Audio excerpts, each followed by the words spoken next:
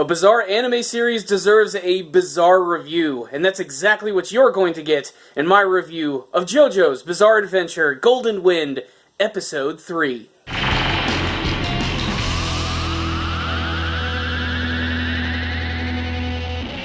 So first and foremost, I almost didn't think that I was going to be able to get this review out on time, and that's because I'm actually out of town right now on a business trip.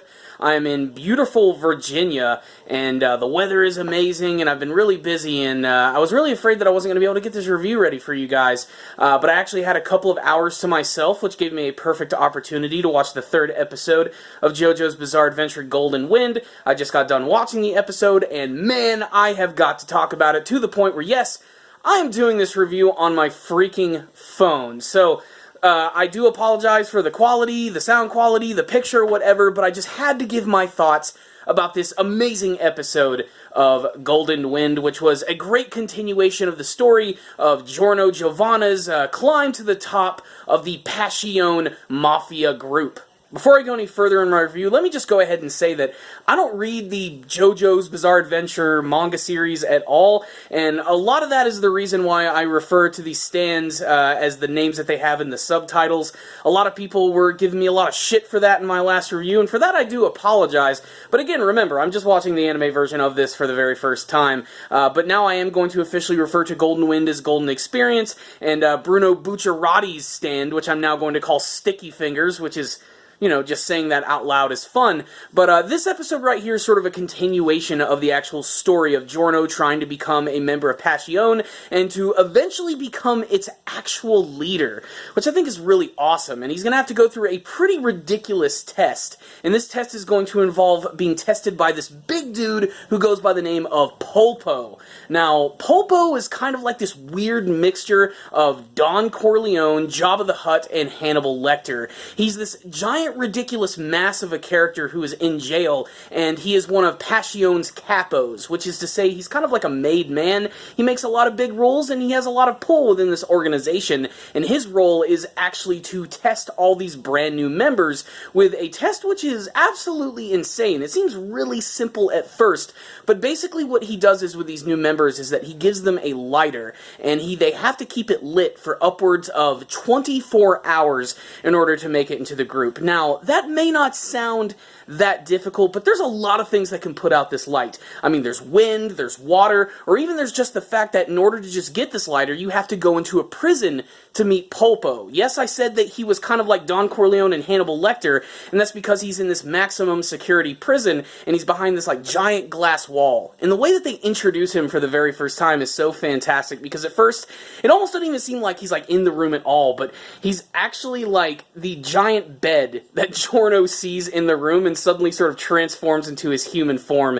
And this guy is such a weird design for the series. I mean, we've seen a lot of disproportionate characters in the series before, but this guy just dwarfs every single one that we've actually seen before. He kind of reminds me of like a One Piece character, to be perfectly honest, but still, I do love the design of him, but he seems to be fine in prison. You know, even though he is locked up, he still gets to do all of the things that a Mafia member would do, and it's not stopping him from enjoying the higher things in life, such as wine, cheese, guns, and even biting off his own fingers for some fucking reason. But don't let Polpo's weird appearance actually fool you. He's a surprisingly intimidating character, and like I said, he tests people by giving them this lighter, which they'll have to keep lit for 24 hours, and just getting out of the prison with this lighter is going to be an extreme challenge, because all of the cops are just going to pat you down, and they're going to realize, hey, you got a lighter, you can't leave with this. Luckily, Giorno has the ability to transform objects into practically anything that he wants, and he does so by actually transforming it into a flower. And thus begins the best part of the episode, where Giorno desperately tries to keep this lighter lit for 24 hours, and I think that everything in Italy is trying to stop him from actually passing this test. Now, when I was watching this at first, I'm like, it seems kind of simple to pass this test. I mean, even if the light goes out, can't you just simply light the lighter again and everything's going to be fine? No, that's actually not the case, because this lighter is actually tied to Polpo's stand, which is a really great design, by the way. We'll get to that in just a second. But apparently, throughout the entire episode, he's just trying to avoid everyone who's trying to get this lighter from being unlit. And there's a couple situations like running into Koichi, who goes into his room and almost manages to get the entire thing completely wrecked for him. Luckily, Giorno is able to transform his light into a snake, which ends up grabbing onto it in a very strange fashion. Koichi really just wants his freaking passport back, but that's really funny. But then there's this, like, old freaking janitor who Giorno continuously runs into, and by the end of the episode he ends up getting some misty water on it, and the lighter has officially been unlit. And this is where we get to see Polpo's stand for the very first time, which has the design of kind of like a Venetian carnival mask. It looks really cool and kind of goes perfect with the entire theme of mafia and being in Italy and everything, and it has this ability where when you actually get rid of the lighter and try to light it again, it'll actually come out and it like injects this arrow into people's heads. In fact, it goes an even step further. It like rips their soul out and then just goes bah, and just boom, all of a sudden they're dead right there. But it leaves no mark on the actual body as well. So it's kind of like the perfect hitman kind of stand. The fact that it also has the arrow, which is like synonymous with the power of stands, also leads me to believe that we're going to see a lot more of the arrow and maybe the origins of it in this series. There's a lot of that hinting in the intro, but seeing that already in Polpo's stand is pretty freaking crazy. The episode ends with Giorno actually about to be attacked by Polpo's stand. Will he survive? Will he be able to gain the trust of Passione and join the group?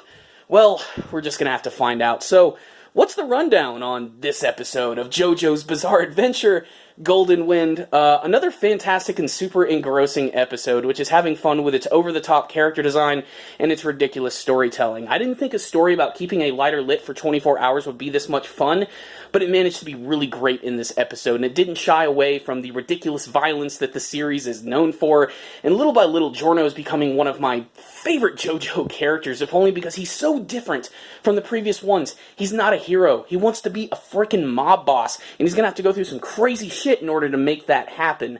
But the entire introduction of Polpo, who's immediately just a very interesting character from a design perspective, that and the fact that his overall appearance of being in this, like, giant prison and everything is just insane and done to such a fantastic degree.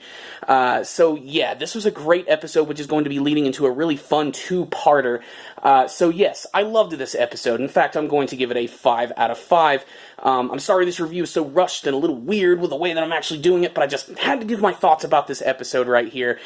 So there it is, 5 out of 5 from me. But if any of you guys did watch the episode, tell me what you thought about it in the comment section below, and what you hope to see from the rest of JoJo's Bizarre Adventure Golden Wind.